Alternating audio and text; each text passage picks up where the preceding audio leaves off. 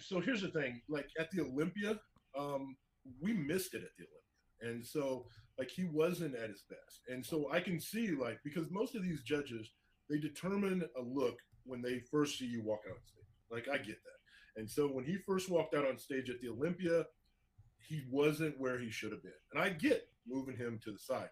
Now at the Arnold, whole different ballgame. Like the minute he walked out on stage, you knew he was spot on. And so to be moved again like that, that was a little bit disheartening. But at the end of the day, we set out. I mean, it's bodybuilding, and I mean, at the end of the day, bodybuilding is bodybuilding. You're going to have your heart broken a bunch if you think that it's going to be what you think going into every show.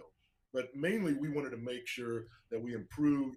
We changed a lot of the process and the protocols that we did going into this show. So it was a lot different across the board. And so we nailed it pretty good. I mean, I think we nailed it pretty much spot on where I thought we would.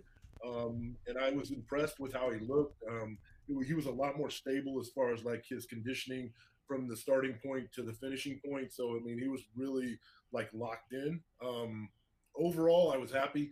Obviously, I wasn't really happy with fourth place. Again, I think that, the guys were so close. Every single one of those guys had a flaw. Every single one of them had strengths.